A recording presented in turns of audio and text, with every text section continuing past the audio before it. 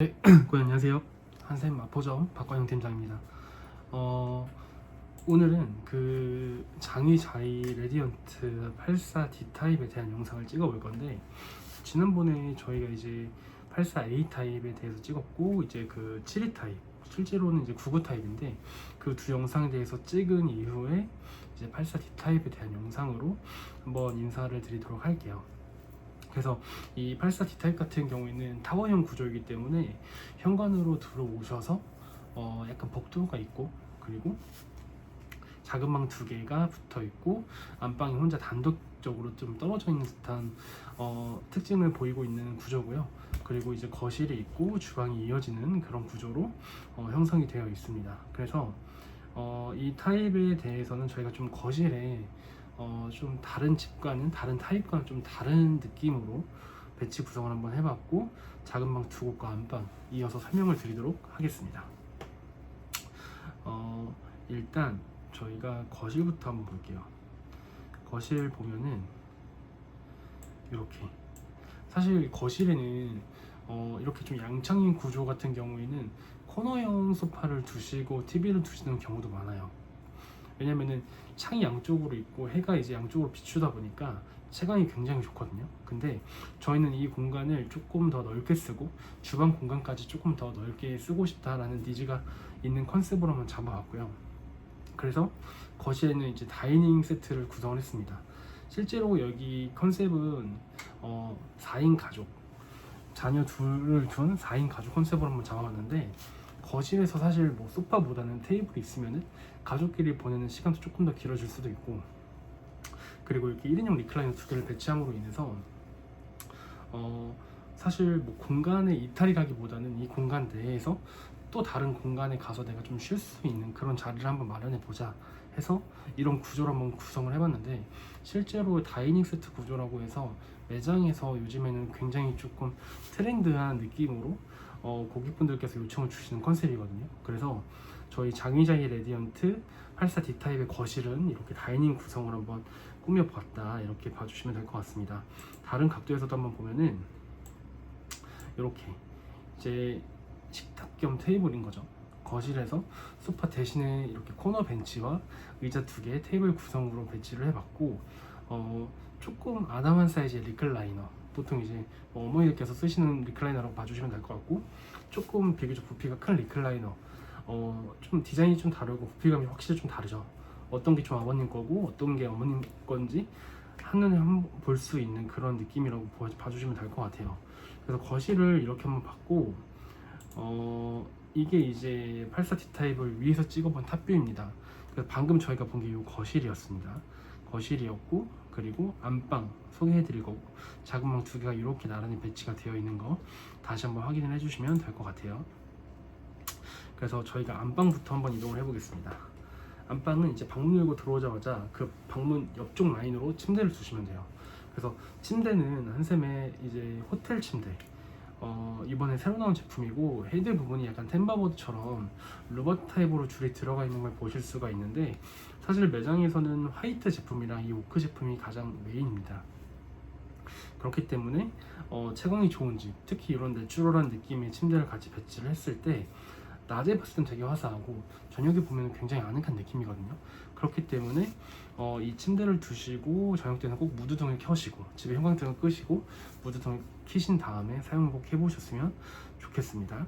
그리고 이 침대 발밑으로는 저희 붙박이장이 들어가게 되는데, 붙박이장은 이 사이즈가 보통 한 3,600 정도가 나올 거예요, 지금 타입이라고 하면은. 그래서 보통 이제 바닥 기준으로 저희는 이제 실제 시공할 때 보긴 하는데 12자 정도 사이즈가 들어간다고 봐주시면 될 것 같아요. 그래서 문으로 치면은 여닫이로 이렇게 열리는 문으로 쳤을 때는 7쪽에서 한 8쪽 정도 들어가는 사이즈가 나온다, 그렇게 기억을 해주시면 될 것 같고, 이렇게 좀 장을 넣어놨는데 이 장의 특징 보면은 가장 정면에서 바라봤을 때 왼쪽에서 두 번째 장이 거울 도어거든요.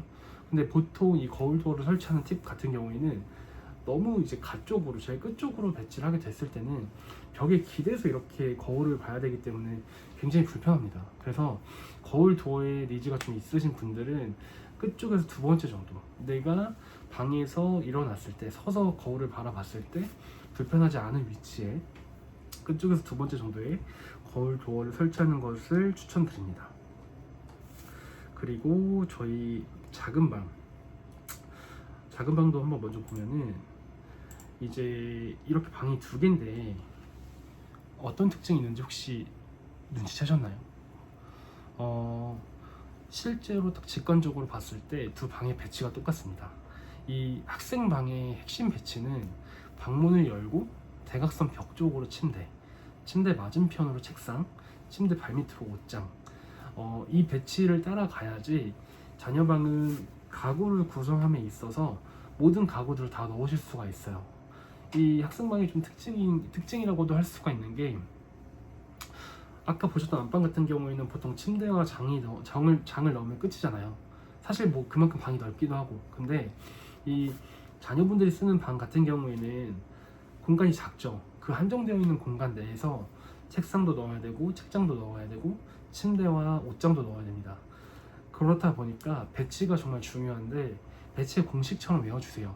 방문 대각선 쪽으로 침대가 들어가고 침대 맞은편으로 책상과 책장, 침대 발밑으로 옷장을 넣으면은 그 방 내에서는 모든 가구들을 다 배치할 수가 있다. 이렇게 기억을 해주시면 될 것 같습니다. 그래서 책상을 한번 보면은 한샘의 조이S2 모션 데스크라는 제품을 배치를 해봤어요. 요번에 새로 나온 제품이고, 이 모션형 제품이 나오다 보니까 학생방을 제안 드릴 때 어떤 부분이 좋냐면은 사실 그 아이들에게 제품에 대한 그 주기에 대해서 말을 해줄 때 그 주기가 길어졌다라고 말씀을 드릴 수가 있을 것 같습니다.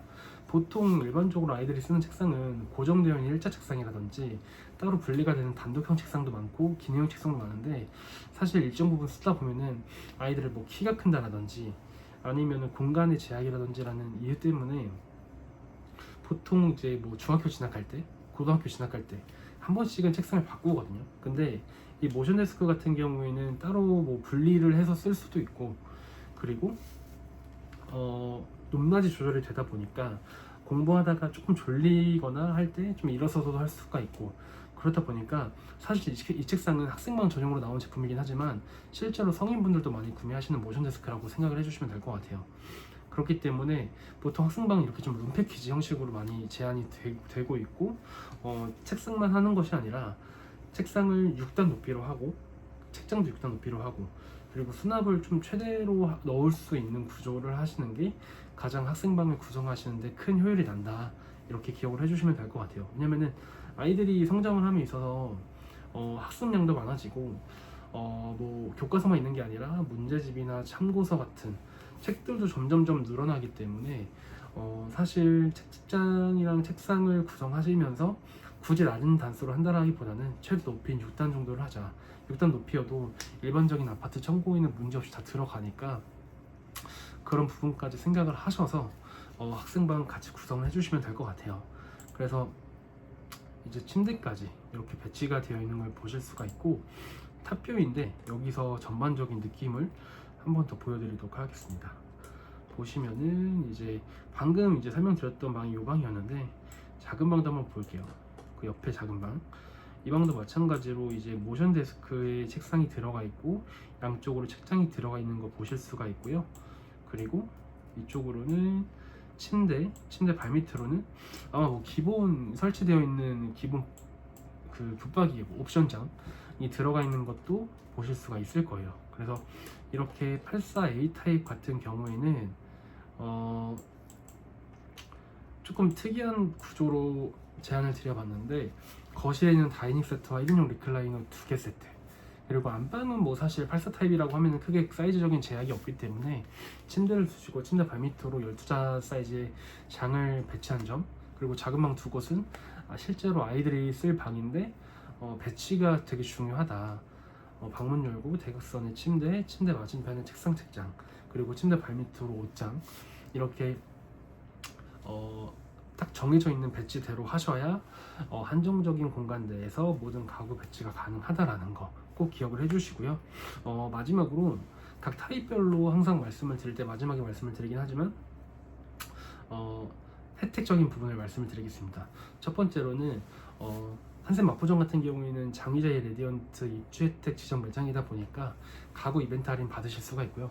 그리고 두 번째로는 장위자의 레디언트 입주민들을 위한 입주민 혜택 같이 운영을 하고 있고, 세 번째로는 아까 실별로 제가 뭐 말씀을 오늘 드리진 않았지만 앞전에 있던 타입들에 대해서는 항상 강조를 드렸던 부분인데, 뭐 침대, 소파, 애기방 구성하실 때 빠지면 안 되는 게 바닥에 까는 러그 같은 거, 그리고 커튼, 블라인드예요. 이런 것들을 총칭해서 패브릭이라고 부르는데, 이 패브릭 제품도 가구와 같이 구매를 하신 경우에는 가구 패브릭 연계 할인을 같이 받으실 수가 있습니다.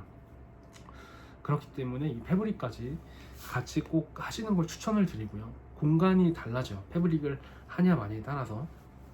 그리고 저희 마포점 같은 경우에는 삼성 스토어 마포점도 같이 입점을 해 있습니다. 그래서 한샘과 삼성이 공존하는 유일한 매장인데, 저희 매장에 오셔서 삼성 가전도 같이 구매를 하실 경우에는 한샘 가구와 삼성 가전의 연계 혜택까지 같이 누리실 수가 있거든요. 그렇기 때문에 이사나 입주 같은 거 하시면서 저희 매장에서 원스톱으로 끝내시는 분들이 굉장히 많습니다. 그렇기 때문에 사실 지난주에도 한 4팀 정도가 방문을 해주셨어요, 주말 동안. 그렇기 때문에 아직 입주가 한두 달 정도는 여유가 있고, 실입주는 사실 뭐 3달까지는 생각을 해야 되지만 보통 가구 가전은 한 달 정도 전에 끝내시잖아요.